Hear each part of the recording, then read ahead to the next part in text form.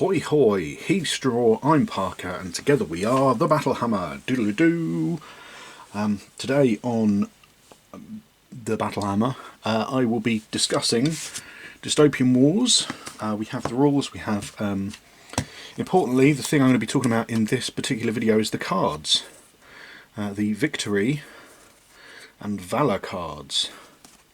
You get 2 in the starter set, you get 1 in a gubbins box. They are vital for playing the game. That's the back of the card. I've sleeved mine because I like to sleeve it. I like to sleeve it. 60 cards in the deck, and I'm very aware that a lot of people who maybe have come from Wild West Exodus would understand the idea of these cards and what they're for and what they're about. But people who haven't come from Wild West Exodus will have no clue as to what that deck of cards is for. Obviously it does tell you in the rules, but I thought I'd go through it with you just to, help spread the knowledge. So, as we check in the little book, the little booky booko stuff, we have got on page 12 a description of the Victory and Valour cards and what they do. I'm not going to read it all out. Essentially, you get a hand of cards. You've got a number in the top corner, which you can use for initiative. You get a victory side, which is a way of scoring victory points. In this case, it says destroy a mass 1 unit in a shooting attack this turn and score 1 victory point when you do so. A mass 1 unit would be like a frigate, that kind of size, and obviously a shooting attack as opposed to ramming or collisions. And if you do that, you play the card and go, ha-ha, victory, and I score a victory point. Or, this is the big or in the middle that you can see, you have the Valour side. Reveal this card and discard it any time to gain the following. Count each exploding hit as a heavy counter in a defense roll. And because it's at any time, you can roll the dice, see what you get, go, wow, I'm trying to defend against these torpedoes. I did roll a hell of a lot of exploding hits, which normally would count as nothing. But if I spend this card, they'll count as heavy counters, so that's good. So I'll use it. You get a set of cards, new cards each turn, and they will do various things. That's how you use them. Once they're used, they're discarded. So you can either score the victory point or do the cool thing right now, which is kind of paraphrasing that part. The other thing they are used for is initiative. At the start of the game, 2 people will draw cards, as in the 2 opposing players. I'm using 1 deck here because I didn't want to crack open another deck just to show you 2 decks next to each other, because it doesn't really matter for the purposes of this sort of thing. So that guy draws a 5, that guy draws a 26. Whoever gets the highest number, they go from 1 to 60 because there are 60 cards. Sorry, it's a bit shiny. They're supposed to be matte sleeves, but obviously they're still plastic. So 26 gets to choose whether they're player A or player B. Player A has the initiative for the first round, however they do start deployment first. So then you're weighing that up. Then the other big thing is going to be on page 15, where we talk about the initiative phase. We determine initiative, so let's say it's not the first turn. You'll have a set of cards. Currently, we're looking at the point limit and hand size here. Depending on how many points, if you've got a smaller game of 750 points, you're on 4 cards per turn. 2,000 and every additional 1,000 you're at 6 and then plus 1. That's on page 15. Currently, as the game stands, we're looking at a 1,500 point average game on a 4x4 table, and you would be drawing 5 cards. So let's say, like I say, it's on page 15. 1, 2, 3, 4, 5. 1, 2, 3, 4, 5. So, one person has these 5 cards. I've got a 1, a 31, a 14, an 8, and a 19. Well, how badly do I want to go first? Maybe I really want to go first. I'm going to play my highest card, which in this case is a 31. My opponent doesn't know that. My opponent, he also really wants to go first. So he's going to play a 43. They flip. Oh, the person with 43 gets initiative. They get to do what they want to do and go first. Or not, as the case may be. They may choose to not go first. But they have the initiative and they're able to do so.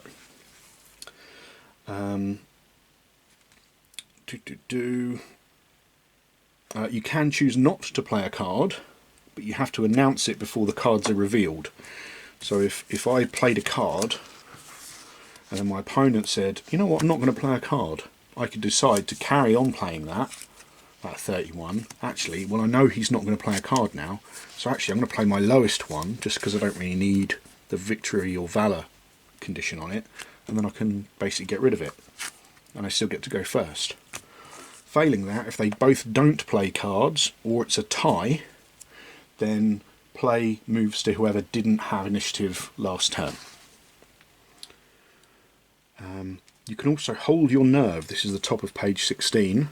When a player has the initiative and needs to activate their first unit, they can hold their nerve and draw a Victory or Valour card instead of activating a unit.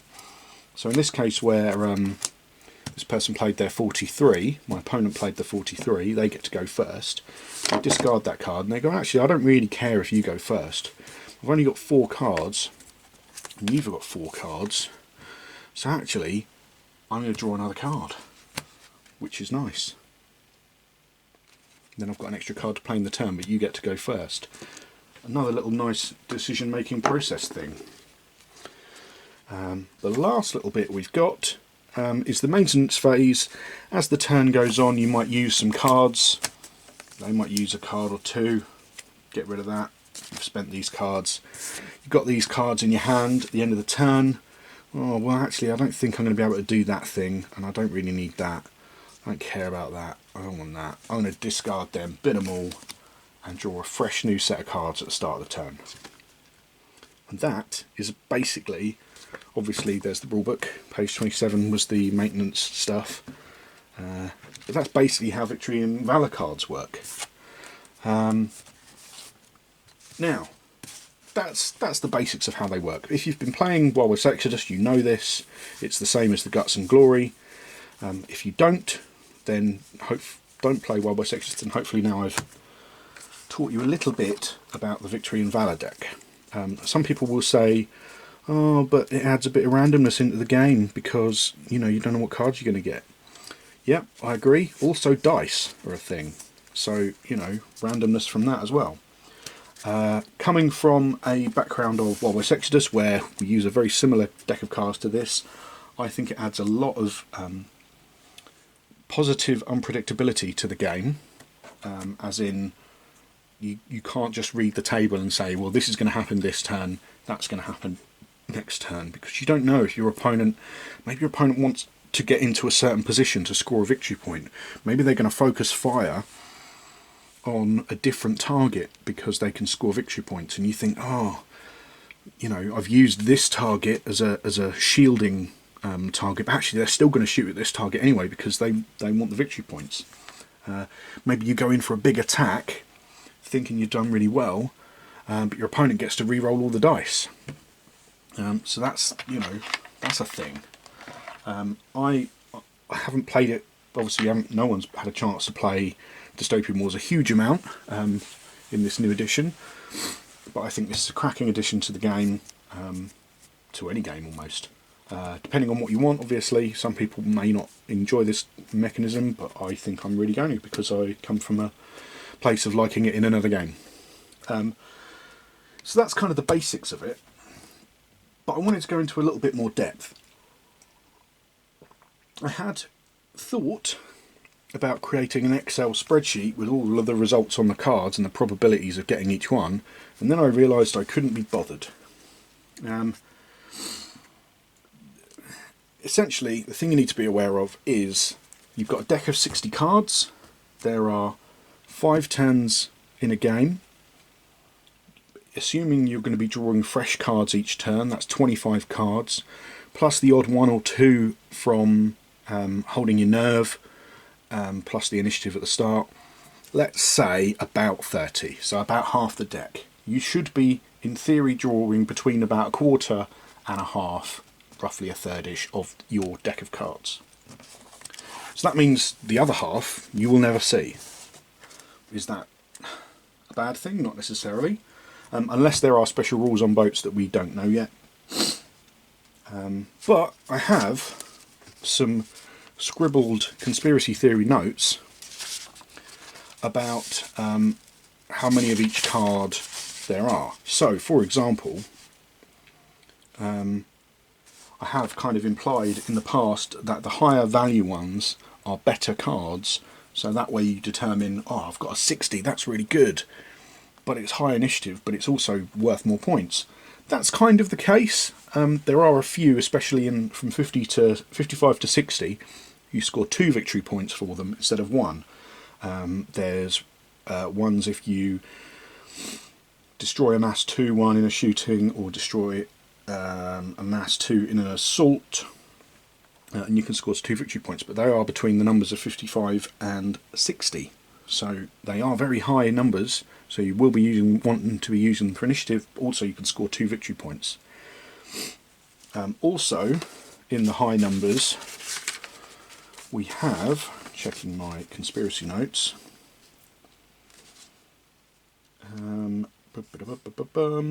+1 activation, so you can chain your activation. So I can send a unit of frigates this way, numbers 56, 58 and 59, obviously very high numbers. You can get an extra activation, so I can activate this unit of frigates, play that card, and then I can activate this unit of cruisers and get a double activation rather than alternating. Pretty powerful, really high values. There's only 3 in the deck, so you'll be lucky if you see 1 or 2, let alone all 3. There are 12 cards spread fairly evenly about removing a critical effect. This is the Valour that I'm talking about now. So you might have a opponent shoot at your ship. Maybe they've taken your generators offline, which would be bad because you want your generators up. You've got a shield generator, you've got a shroud generator, or whatever you've got to defend yourself, and then you remove that crit so your generators are back up. Or maybe you've got shredded defences, and then they're going to send in a nice round of heavy torpedoes, but you've got no defences against it. Oh no! Well, you play the remove crit, and you can remove that crit, and you don't have to worry about it. There are 12 of those in the deck, so what's that? Some you're probably going to see half of those, so you're probably going to see 5 or 6, maybe 3, 3 to 6 as the game goes on. There are 10 rerolls, as in reroll all of your action dice for any action. So, if you roll those 40 dice and they all come up blank, well, you can spend a reroll. But never forget, you cannot reroll a reroll. Even if you had 3 cards that said reroll all your action dice, you spend 1, reroll your dice, you cannot reroll again. There's 10 of those, so you should be looking at seeing 3 to 5. There are 5 cards that remove disordered tokens or disorder conditions, so you can go from emergency to hazard to emergency to chaos and disarray. So there's 5 in there, so you're probably going to see 1 or 2 of those. There's also ones that give you +1 speed. There's 7 of those. 2 -1 to your opponent's citadel, so you can make it easier to get a critical hit. There are 3 that say no drift, so when you're moving you can choose not to make a drift move, so you don't have to move that 2 inches forward. There are 3 that give you +2 to your fray when you're doing an assault. There's a couple of big ones. Generator offline, there are 2 of those in the deck, so if I'm shooting at my opponent, and maybe let's say I'm playing my enlightened against someone else's enlightened, they've got a generator ship, on that generator ship they've got a shroud generator, an integral shield generator, and what's the other one, an atomic generator to give them +1 citadel. That's going to be super tough to take out. I can play the generator offline token card, and then they will get a generator offline critical effect.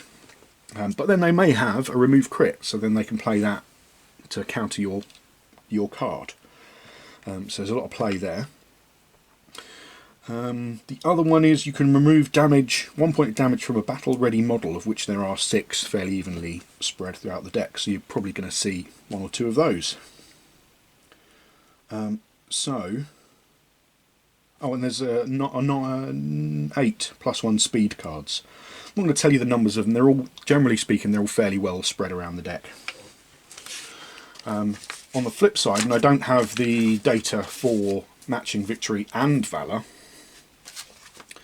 but for Victory cards, you've got various ones, and they are destroy a mass 1 unit in a shooting action, destroy a mass 1 unit with an assault action, destroy an enemy model with a ram or collision,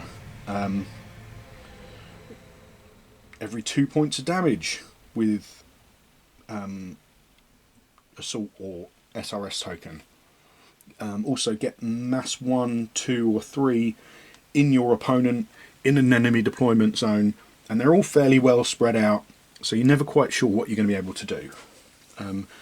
Some of them are just straight up destroy a unit, doesn't matter what size it is. Some of them are more specific, like destroy a mass 1 unit or cripple a mass 1 unit. Sorry, you can't cripple mass 1 units. Cripple a mass 2 or 3 unit. Generally speaking, the higher numbers, so in the kind of 30 up, are a bit more easy to do. So it may well be just destroy a unit, or destroy a unit with an assault / SRS token, or cripple a unit. So it doesn't matter how big that unit is. Those tend to be later in the deck, so those higher numbers, and the early ones tend to be more specific, like cripple a mass 2 unit and score a victory point. They're all fairly well spread out. Like I say, the highest numbers do have a couple of 2 victory point cards, but there's not a lot of those in. I think this really changes up the game. You know, you're probably looking at scoring half of your victory points from cards. I mean, potentially if you scored every card, you could score, you know, 25 points or something like that. You're not going to score 25 points, but theoretically you could. You're probably looking at scoring about, I don't know, 10 victory points from here. Not including, you know, the victory points that you'll get for the encounter, the victory points that you'll get for the not the encounter, destroying squadrons and things like that. So I'm just going to draw a couple of random hands and just kind of get an idea of what I could do in a turn. So we're looking at 5 cards. So, handily, some of them have these little symbols on. So this is remove critical damage without making a repair roll. So that was what I was talking about earlier on. So I could remove that generator offline, or remove that shredded defences, particularly handy. Now, we've got, just putting them in order for the sake of it. We've got cards 6, 9, 40, 42 and 47. 6 is destroy a mass 1 unit in a shooting attack this turn, score 1 victory point when you do so, or I can remove a critical damage token without making a repair roll. Number 9, destroy a mass 1 unit in an assault or SRS attack this turn and score 1 victory point when you do so. So I can't use both of those together because that's in a shooting attack, that's an assault or SRS attack. So maybe I'd want to destroy that mass 1 unit to score a victory point. I don't know which one I'm going to do yet. This one is cripple a mass 2 unit. Maybe I have got a mass 2 unit close to being crippled. Maybe I haven't. Oof. Destroy a mass 3 unit or larger in a shooting attack this turn. Score 2 victory points when you do so. That's pretty damn good. Obviously, a mass 3 unit's going to take a lot of shooting, especially at the start of the game, which I'm, you know, assuming I'm at the start of the game. So maybe I want to keep that card in my hand, save it for later on when I destroy his battleship. Maybe I really need to remove that critical. But I do have 2 more cards that can remove criticals. And the last one is achieve the following: destroy an enemy unit and receive 1 victory point when you do so. Or remove a single point of damage from a battle-ready model. Now, on the flip side, now I'm thinking I've got this destroy a mass 1 unit in a shooting attack. or destroy this mass 1 unit in a assault or SRS. Looking at the other sides, this one removes a critical damage. This one means I can count exploding hits as heavy counters, sorry, in a defense roll. Remove a crit, or get rid of a point of damage. So what I think I'm going to do for my turn, I'm assuming that I'm playing Enlightened, because that's the faction I like to play. I maybe have a Descartes support ship with the Faceta constructs. So I've got my little whale construct swimming along. So yeah, I'll think about using this destroy mass 1 in assault or SRS. I can combo that with this destroy an enemy unit and receive 1 victory point, because I'm destroying an enemy unit and I'm destroying a mass 1 unit. So I could score both of those off of that one card. So I'm hoping I can use my SRS attack to destroy that mass 1 unit. That still leaves me with a couple of, well, three removed crits in my hand. As the turn goes on, let's hope I do that. I score 2 victory points. I've spent those cards. Let's say I've taken a crit on my generator ship. Its generators are offline. I really don't want that to happen. Well, which one of these am I going to get rid of? Well, I've already destroyed a mass 1 unit, so I'm probably going to get rid of this one, so I don't need that. Then next turn, I decide what I'm going to keep. Let's say I've had something happen to my SRS tokens, so I don't really want this card anymore. So I'll discard that and I'll keep that, because destroy that mass 3 unit or larger in a shooting attack. Maybe I'll get that later in the game. Failing that, it's a high initiative, so I'll keep that one. And then start the next round, I'll draw back up to 1, 2, 3, 4, 5 that I've got. And I've got some more cards. For the next turn, cause an enemy unit to use 2 hull points in a single assault or SRS. Destroy an enemy unit in an assault or SRS. Nice. Destroy a mass 3 in a shooting. And score 2. Oh, so that, I could combo that with that one. I've now got 2 cards that say destroy a mass 3 unit in a shooting attack and score 2 victory points. Oh, tasty. So maybe now is the turn 2, when I really want to put my lots of firepower against my opponent's battleship. Achieve the following at the end of your activation. If one of your mass 3 units or larger is within the centre of play, score a victory point. So in theory, I could take my generator ship, send it into the centre of play within 5 inches of the centre, score a victory point. Unleash chaos and destruction and destroy the mass 3 unit, my opponent's battleship, score 4 victory points. Bam!